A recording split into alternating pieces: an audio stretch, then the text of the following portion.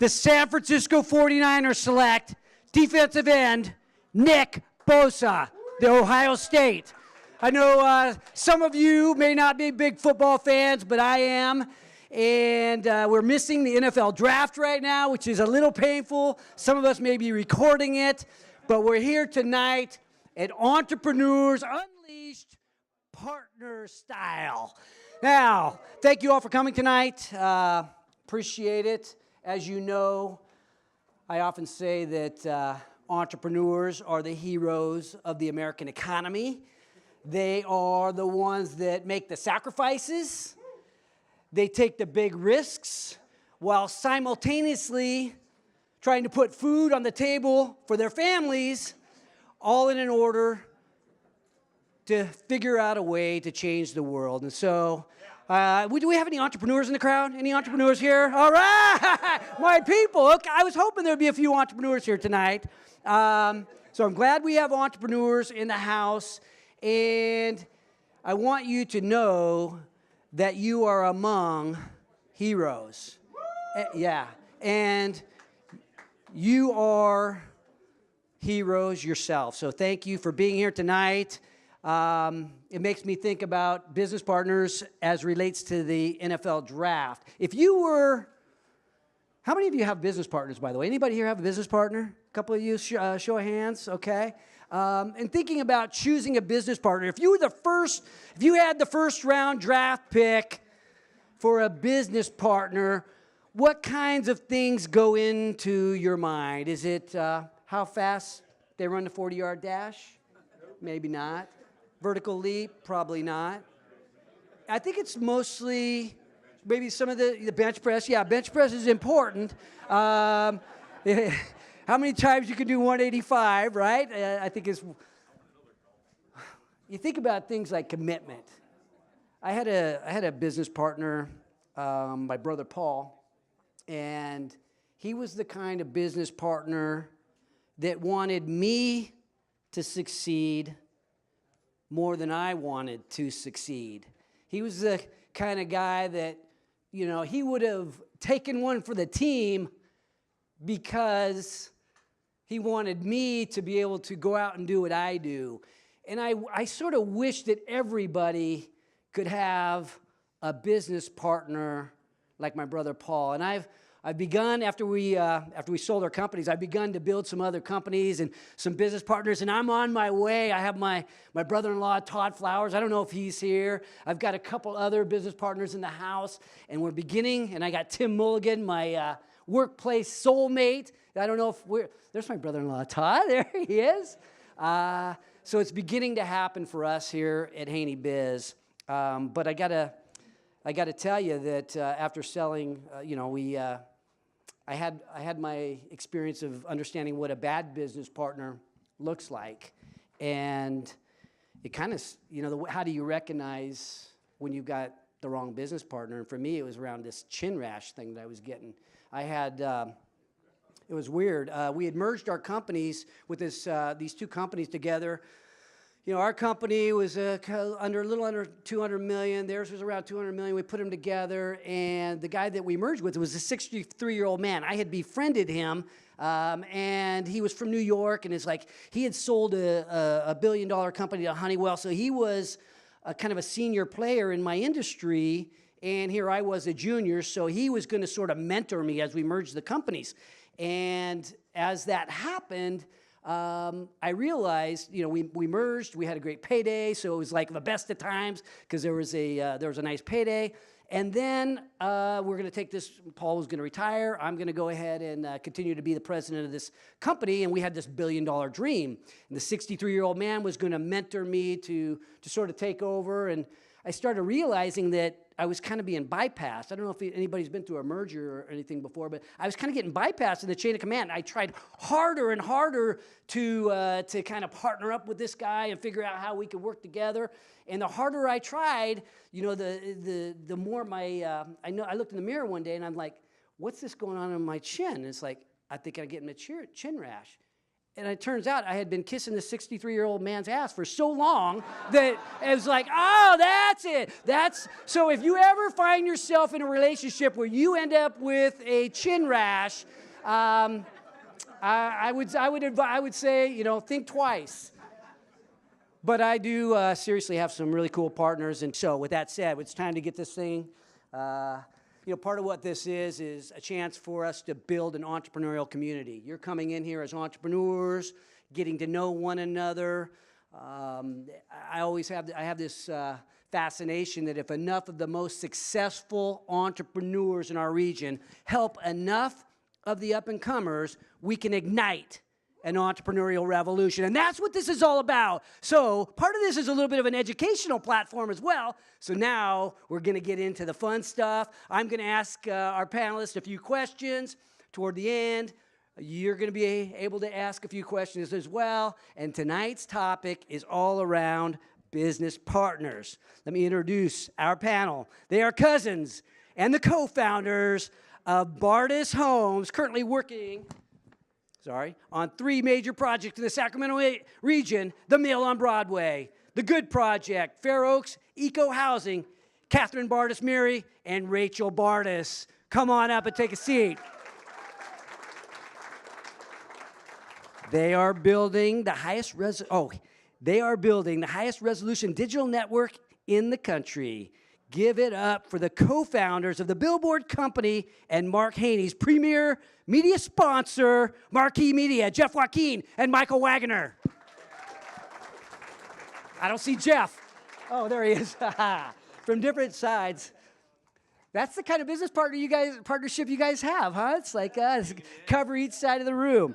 Okay, and our next panelist, his digital media company operates consumer review websites and now generates over 3 million views per month with over 400,000 subscribers. He's the founder of Riznos and one of my business partners, Jeff Rizzo. Where's Jeff? You get a mic, you get a chair, you get it. We got it all laid out for you. This is my chair here. All right, so maybe we can maybe just go down the line a little bit to give everybody a chance to get to know you. I don't know that I did you justice in my intro, so maybe help me out there with that. So maybe we'll start here with Rachel. Give us an overview of your company and describe what your business partner means to you personally.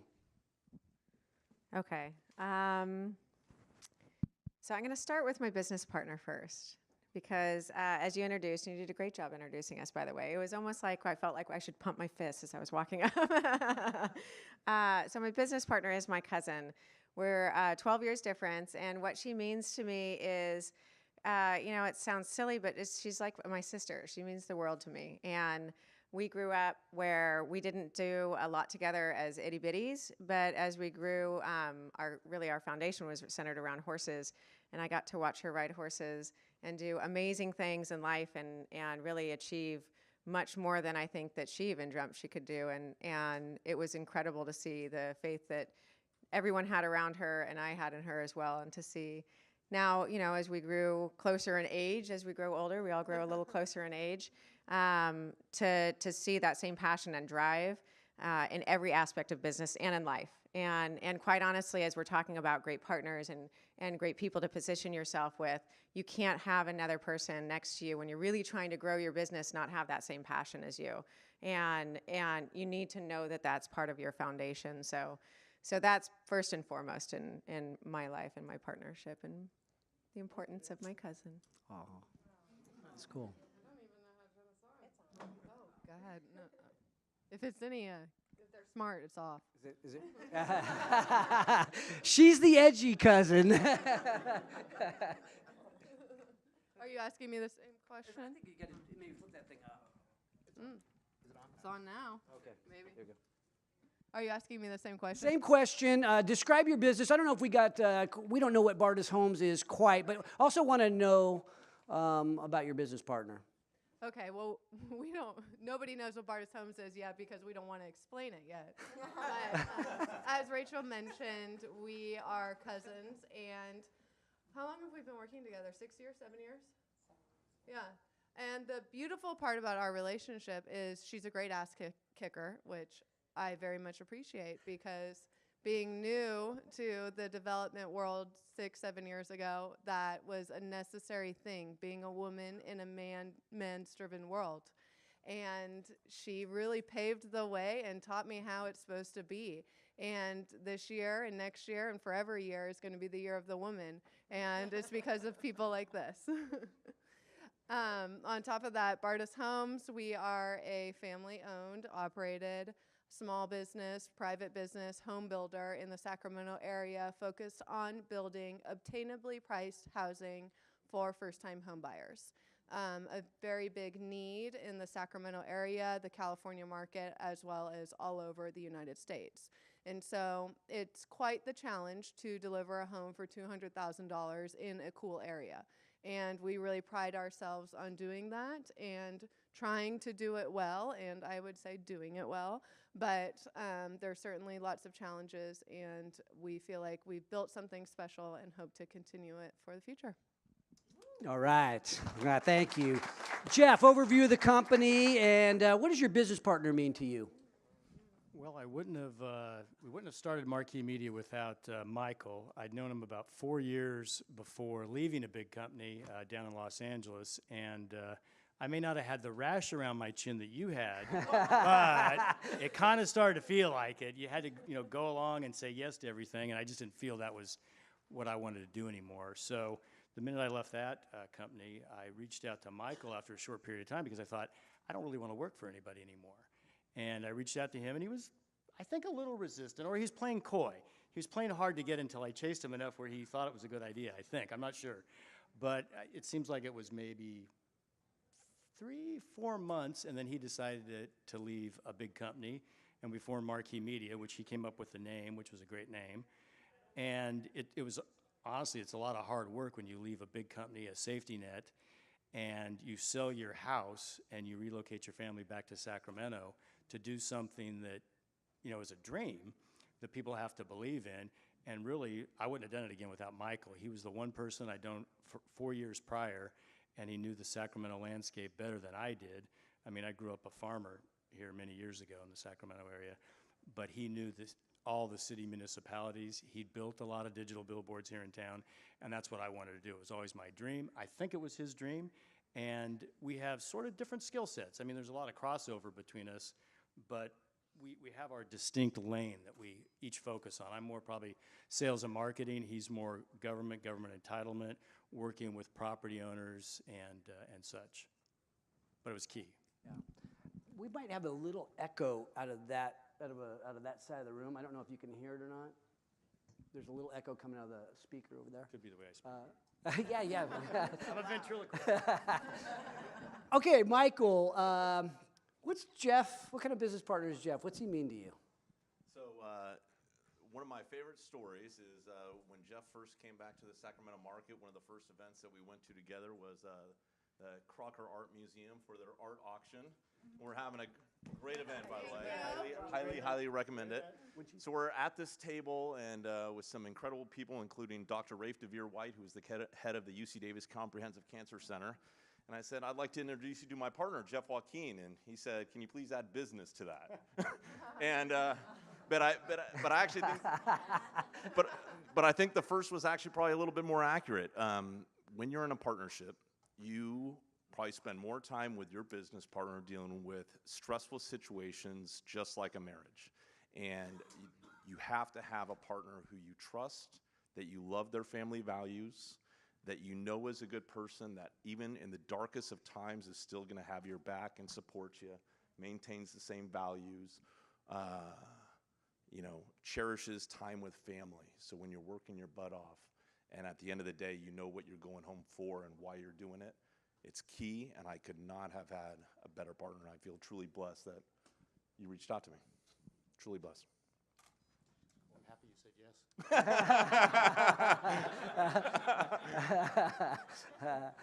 yes. Jeff Rizzo. want me to repeat the question? I'm not actually sure I have much more to add. I think I'm up here because they want to see how many seats they could possibly fit on the stage. Mark owns part of my business. He's a business partner, a good friend of mine. I really don't have much more to add other than I have 2 amazing business partners, and I love them very much, and I would trust them with everything. And I just want to say congratulations. You no longer have to root for the Lakers, which they are in shambles, so congrats. Well, Jeff, okay, so these guys talk about it being a little bit like a marriage. So you and Matt, tell us how you hooked up. He's not here, so give us the truth. Okay, let's clarify.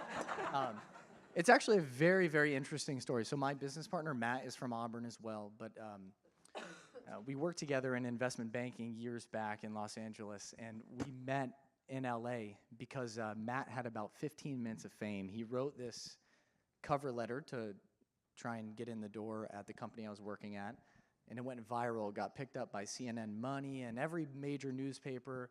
Companies were running ads for him in the Wall Street Journal and the New York Times. Like, he was famous. There was helicopters out What there. was the letter like? Like, describe it a little bit. It was just a matter of fact. He said, I went to a state school, but I'll shine your shoes and do your laundry if you let me work for you. And I'm telling you, that it was real. I mean, he achieved 15 minutes of fame, and he had to actually, he had to put up like boards in his windows to try and keep people out. That's how famous he was for like 3 days. And long story short, he started working at our company, and I just said, look, this guy played sports growing up. He's a wonderful person. He works harder than anyone I've ever met. I mean, if you know anything about investment banking, I'm sure some people do, but Craig does in the back, huh, Craig? I love that guy. But we worked together probably until, and this is not... DCA Capital. Yeah, DCA Capital.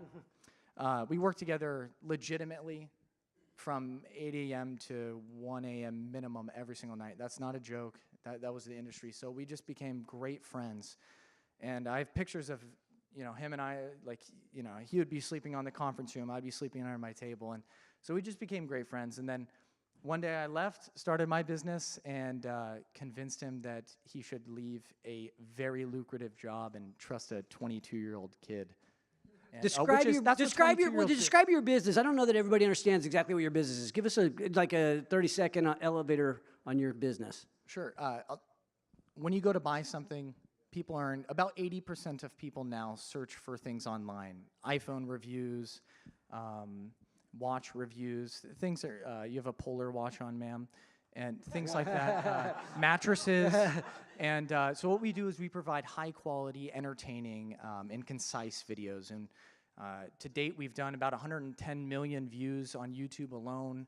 We're one of the most popular review channels ever on YouTube. So what we do is we sell ads against popular videos. All right. So now, as business partners, in any marriage, there's times when somebody leaves the cap off the toothpaste or does something that's annoying. So is there anything like that happens between the Bardis cousins where you're like, oh gosh, any annoying habits or things that you're like, how do you deal with any frustrations you might have? What are you talking about? We actually, so what we didn't also share is, much like Catherine's father, my uncle, and his business partner, they shared an office for years, forever, since they started. And Catherine and I share an office. So when you're saying that, it can be real because we share an office. And the office is like... It's like the size of this stage. It is. It's very small. But we have headphones, Necessary headphones. we can tune out. But I think a lot of that is also based on it when you're in a fast-paced environment and everything's moving and you just need to kind of stay. There's not enough time in the day to download each other, quite honestly. So it's catching up as fast as you can when you're in the same room. Like, oh, is that what's going on? Or by the way, did you hear that? Because otherwise we're just going to keep running down that path.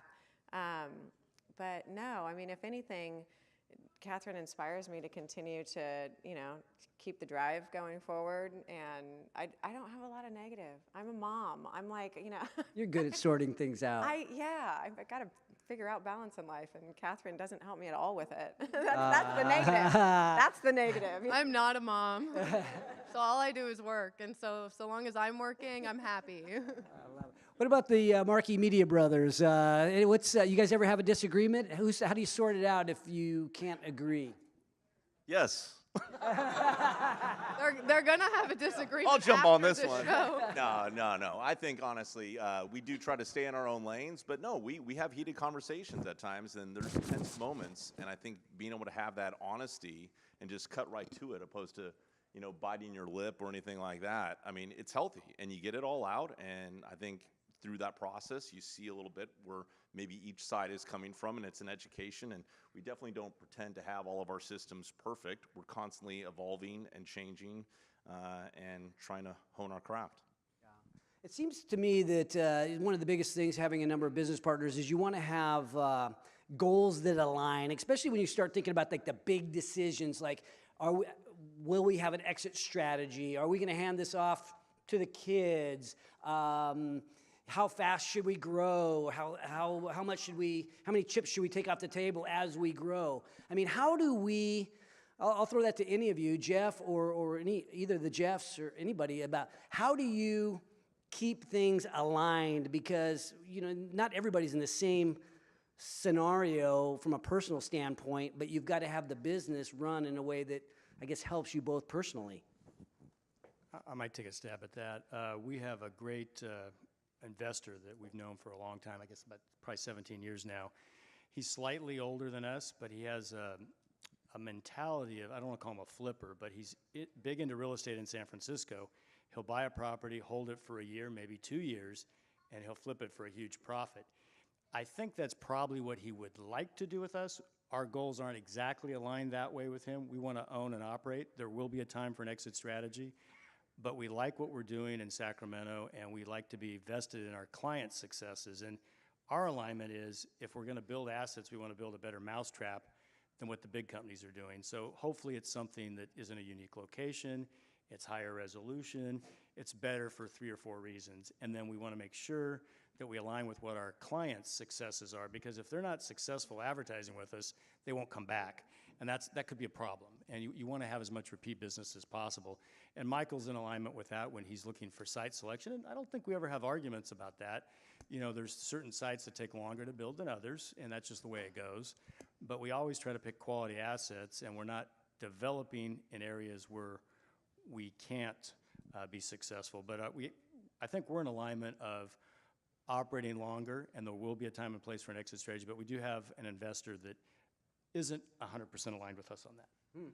How about you, Jeff Rizzo? I've never sold a business before. I feel like this is a very apt question for you, Mark.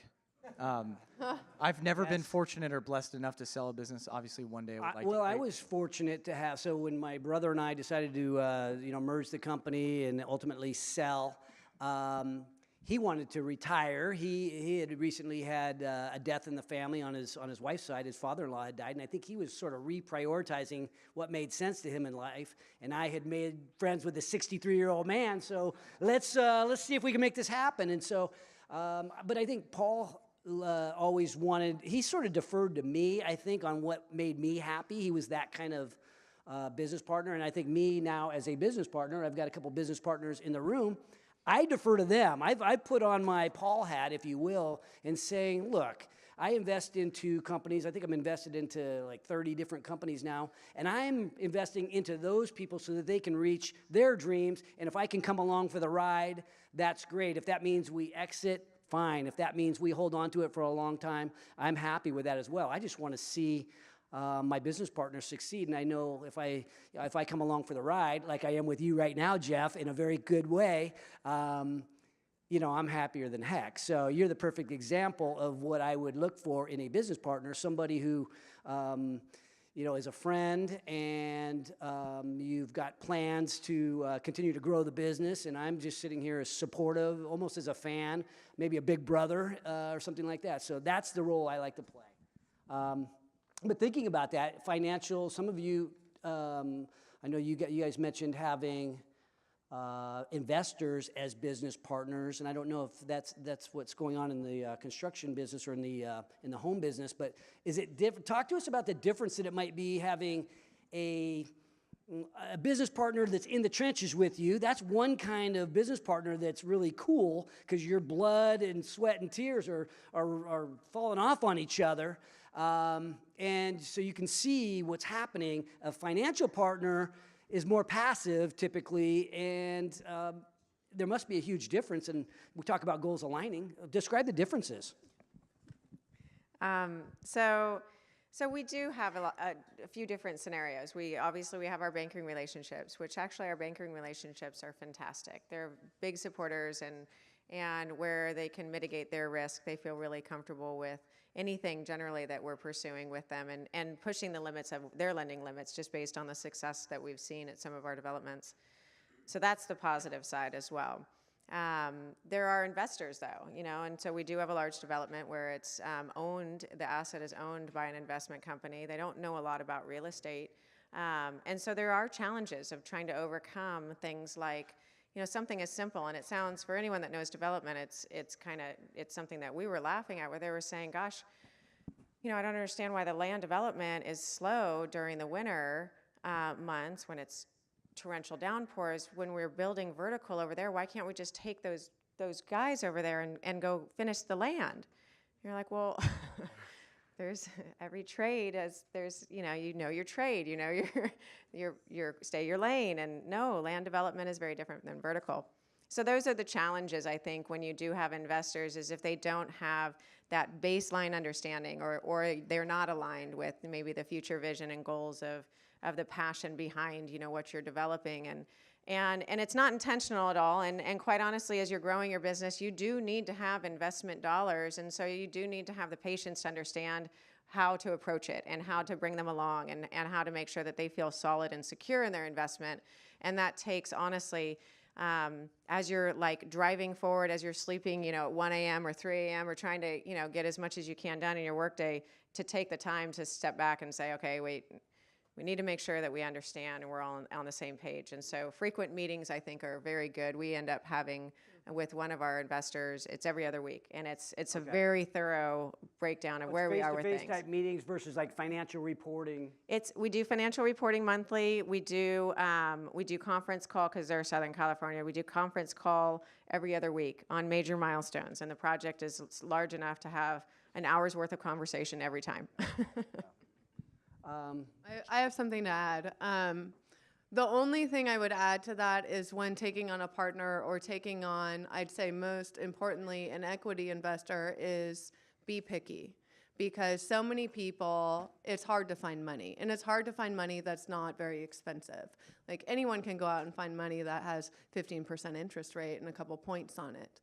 But what's difficult is finding an investor and making sure that it's someone that you can see yourself through it in the long haul. Because everybody's happy and hunky-dory when things are good. But it's when things are bad that they're not already tough, because it's obviously bad. But it's how is that investor or how is that partner going to respond to the situation? And that is what's going to drive your success or your failure. And so I would urge everyone in this room, when taking on an equity investor or a partner, to really be cautious and be picky and make sure who you're getting in bed with. Because as Rachel mentioned, we have these great equity investors in one of our projects, but their demand for certain information on a regular basis is very onerous and time consuming. And that takes away from our ability to go out and make more money. How about Jeff or Michael? Any thoughts on the investors? A few quick words. Yeah, who knows? We're actually probably pretty fortunate then. Our main investor that helped get us started, we don't do direct weekly reports, but we'll give him revenue updates. He sees, and the rest of the investors see, all of the contracts we bring in weekly, so that's an update. They see any cost updates, any development updates, but we don't have a set scheduled conference call weekly, bi-weekly, or monthly, so I feel pretty fortunate about that. We have some property owners we deal with in LA that are a little, I don't want to say needy, but they need more explaining. And some of them are in the business, but they just might not understand the cycles of how advertising, budgeting works. And I agree 100% with what you said about picking the right investor and investor partners. You know, hopefully, like here in Sacramento, that they have local roots, that they're involved in the community, and they can be strategic versus just money. And we have a person that we both know in Washington, D.C. that made a comment to us once, well, just don't take dumb money. Work with me. I'm strategic. I can help. But the same person is a potential competitor, and he has some other issues. But we were almost to the finish line in our Sacramento Kings deal with somebody that was my CEO, I guess, 10, 15 years ago. And the only thing I told Michael was, he's very sharp, he asks a lot of questions, he gets really into the weeds on stuff. And when I was in a budget meeting with him in Chicago, there was a problem that happened with the water system in our Milwaukee office. And he went to the general manager and he said, Paul, why is your toilet paper cost 10 times what it was last year? I don't understand. What are you doing? And they had a problem with, I guess it was E. coli or something. But he really got into the weeds about toilet paper costs. So to your point, yeah, or a lot of burritos, bad burritos. But to your point, we're fortunate that he did not work out as our investor. We're much happier the way we are. We wouldn't want that kind of scrutiny. It's a distraction. Yeah. You want to say something, Mike? Yeah, I was just going to add, I think the key is just, again, honest communication and setting expectations, properly. I think if you try to be a BSer or set the expectations too high, you're just going to end up ruining things in the long run and making it more difficult. You go in with both eyes open and you try to educate somebody who may not know all the intricate details as in depth as you do, but you try to prepare them for reality, and for that matter, maybe even worst case scenario. And then that way, hopefully, you end up having more positive stories and positive environments. And again, it's a success versus a detriment. Yeah. How about you, Jeff Rizzo? Any comments on this subject? I have one investor, and it's Mark, and he's, you can't say a negative thing about him. I Basically, love him. he calls me every so often, and we celebrate. We tip sometimes it's over the phone, tip a beer, and then when we have a good year, which we do, we go to Cabo. So that's kind of like part of our business partner relationship. So, which is cool, and it makes me think the right business. What I'm hearing is a lot of success stories about business partners, and I think for the most part, if you do what we're hearing up here, the chances of building a business in a reasonable amount of time, it goes way the heck up if you've got the right business partner. I mean, if you have the right business partner, it can make all the difference in the world. Trying to go it alone, so often you miss that window. The longer you go it alone, the slower you're going to grow your business. And if that's your goal, then that's fine. But if your goal is to scale something significant like what's happening here, having the right people in your life makes all the difference in the world. So Monique told me we're going to have to move along a little quicker here. So I'm going to move to a lightning round here. Okay, so what we'll do is give you like 10 or 15 seconds each to answer a quick question. So I'm going to zip it along really quick. Okay, so we'll start here with Rachel. Who's the harder worker? Catherine. Who's the harder worker, Catherine? Rachel. Oh, Jeff? I think it's both of us. We do different things. Yeah. Michael? Definitely me. Jeff? Matt by a mile. Matt, you guys are both super hard workers. Okay, so give us, Jeff, give us an adjective to describe your partner's personality. Matt. Grinder. Yeah. Okay. Michael. Tenacious. Tenacious. Jeff? A wicked, funny sense of humor. Love it. Really goes a long way. It's Great really song. fun. Devious funny. Catherine. That would require me to know proper grammar, but Rachel is a go-getter. Yeah, I love it. I would say Catherine's fierce. Fierce. Okay, we'll work back the same way. Worst thing about your partner? Oh, lightning round. Oh, worst thing.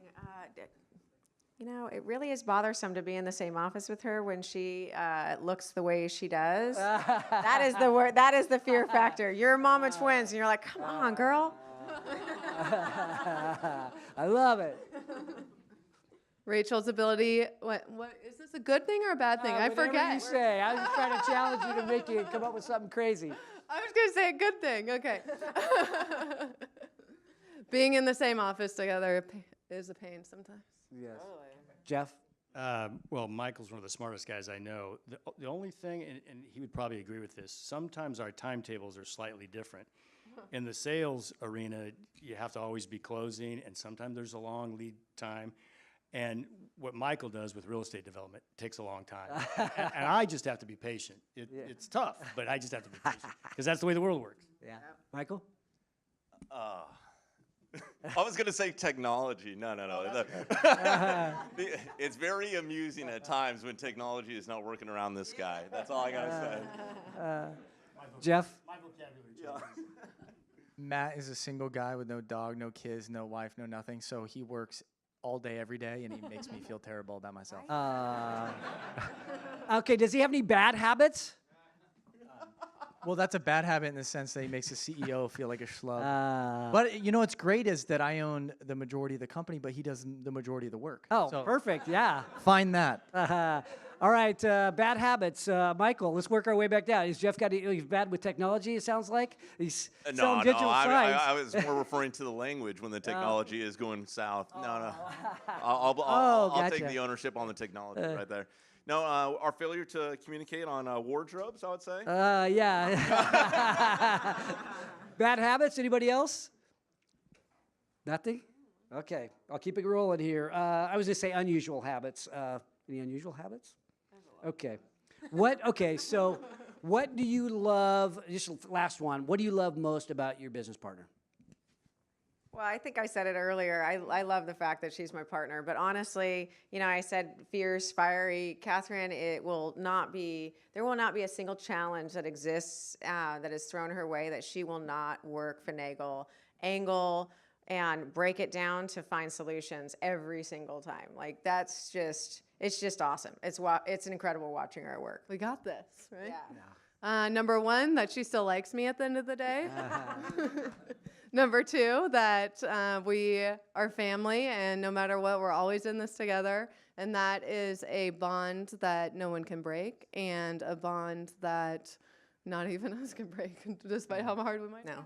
try. And number three, her ability to wake up and get at it every day, no matter what's going on in her life, because I do not know how people with children work like she does. Jeff? I would say that, that honestly, what I admire most about Michael is he doesn't say no. I mean, he says yes. If the mayor needs something, he says yes. The city manager, he says yes. Property owners, he says yes. Charitable organizations, you're on, I think, 2 boards that he's on. And I sometimes wonder if that can cause you to get spread too thin, but he's got a great big heart that says yes to everything, helps everybody, every organization.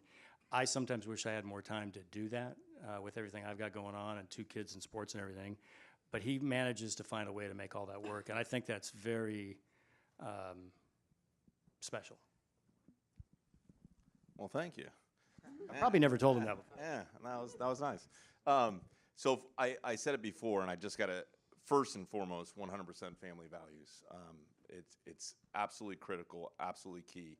The next thing that I said, and I mean it and I'll elaborate on, is tenacious. It's not easy when you're in the sales business, when you have to put yourself out there constantly. The amount of rejection, I mean, it's kind of like, baseball is a game of losing. If you are successful only 3 out of 10 times, you go into the Hall of Fame. I think very true in Jeff's line of work as well, that people are constantly changing. He's having to constantly reinvent his story, his pitch, a way to get in front of people all across the country. Nobody does it harder, all hours of the day, in terms of East Coast time, West Coast time, doesn't matter, and maintains an excellent role with his kids that are traveling competitive sports all over the state. It's truly admirable. Yeah, Jeff Rizzo. Matt has a lot of integrity. That's my favorite thing. You can trust him with anything. He's just a wonderful guy. Yeah. Like you, Mark. Thank you, buddy. Thank you, buddy. Okay, so now we're opening up to the audience for questions. What questions do we have out of the audience for this esteemed panel? Anybody? Questions about business partnership or anything else? Deep into Daddy's in thought over there. Anybody? Yes, Mariah. So Wayne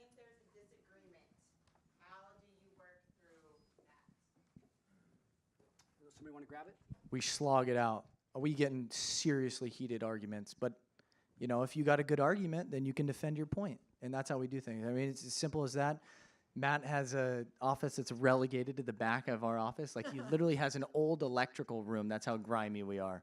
And we will get back there and we will argue until somebody wins. And I honestly, he played sports, I played sports, so we welcome that challenge. If he has a better argument and the merits are better, then he wins. And you got to have thick skin. If you're going to succeed, you got to be able to, confront the person that you work with most. He doesn't get his feelings hurt. It's never personal. I think it's important to remember that adversity brings forth a much stronger partnership. And yes, there'll be disagreements, but it's different than a marriage, because with a partnership, you have this full-grown adult that you continue to feed and breed and grow. And we both, and everybody with a partnership, has that common interest. At the end of the day, you have to do what's right for your business.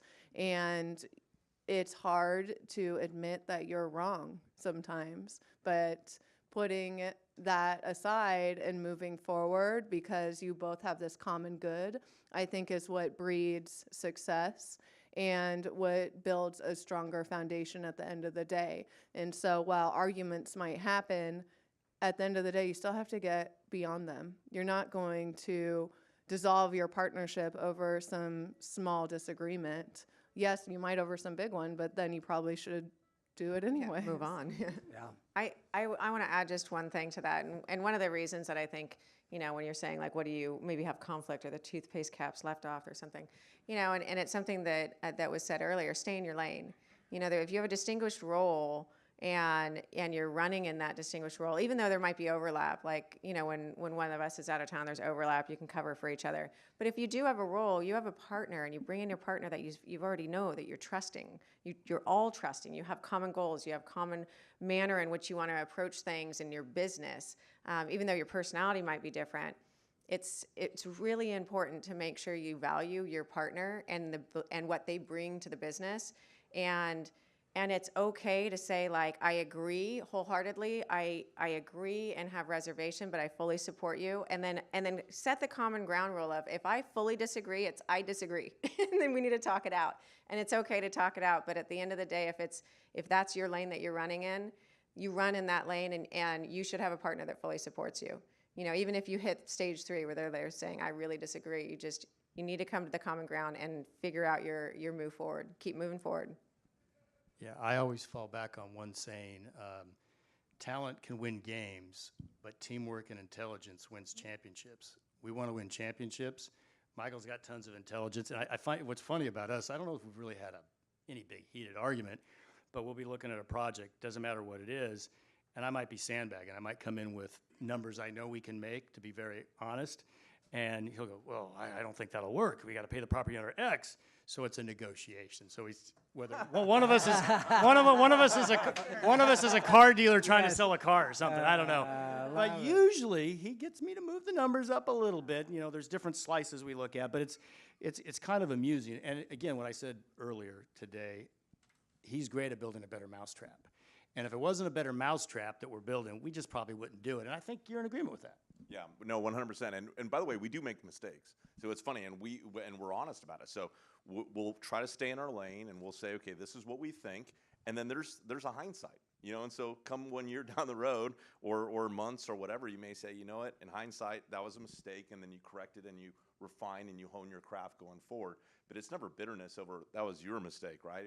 It's a team effort, and hopefully everything's a learning process. Period. Okay, we have time for one more question, apparently. I have one. Oh, yes. How do you delegate? And when you're delegating, how do you delegate beneath you together? Does that make sense? Curious. So we're spread so thin, that one's really easy as long as we, no, but we've surrounded ourselves with really interesting people, quite honestly. Well, we have. If you were to look at some of the people that have evolved within the company, you know, one of them was an at-home mom. She said, I don't really know what I have of any value, and I'd love to help where I can. She's become one of our most valuable team players. And a lot of it's just because if it's the fire in your belly. So when we're saying, like, who do you bring on team and who do you develop with your team, as long as there's fire in your belly and an intent to support and do the best you can for the company, that's an easy one to delegate to, because we do have this sort of we're drowning, and so it's I know I can give this to you and just run with it. Try not to ask as many questions as I need. You know, just do it, get it done. I fully support you, and so it's that level of trust. And then, quite honestly, in 90 days, 120 days, if you start to see, and that's about that timeline that you're like, well, that's probably not going to work out. Well, how about a round of applause for our esteemed panel? Nice job. I think we all, I think if I had a takeaway, you know, I always think of 1 + 1 = 3, and in many cases it can equal a heck of a lot more than that. And also thinking, you know, when you have a business partner that has your back, right, it makes all the difference in the world. The ones where you're willing to go to the mat with each other, for each other, they become, those companies, those teams become so much more successful. And so I imagine a city where every entrepreneur in town has one another's back, where we become a community. And if one of the entrepreneurial brothers or sisters needs something, it's we're there for one another. And I think the community is building. I think as Sacramento Kings commit, as we get an MLS team to commit, you get some people like the city of Roseville to commit to the entrepreneurial community. The partners start coming together. I think we're in the process of building something very special. We're at the beginning stages here in Sacramento, but I think if we keep this going, we are going to build something incredible in this town. So I want to thank everybody for coming tonight. Thank you for supporting Haney Biz. Maybe I'll end it with our traditional toast. I don't see my son in the house. Is he already leave? Marcus? Where's Mark? Oh, he's out there goofing around. So if there's one person, you know, I talk about my brother. And I talk about people who I know have my back no matter what. And, you know, I have to think about my son, Marcus, right? So this is a guy that's proven that he would take a bullet for somebody he cares about. And so why don't you help us lead us in our final what were you out there, goofing around out there? Yeah, you caught me. I heard you on the TV out So all gathered. just thinking about, you know, we talked at one point that there would be a toast that someday all of our Sacramento friends would be sharing with us. We share it at the end of every radio program. Whenever we have something important to us in our lives, we share your toast, and I'll ask you to maybe help us with that tonight. Oh, man. Well, it's become our toast. It's become Sacramento's toast a little bit, right? So most of you probably know how this goes, but if you could repeat after me, that'd be great. It goes, never above you. Never above you. Never below you. Never below you. But always by your side. Always by your side. Take care. Thank you so much Thanks for coming, everybody.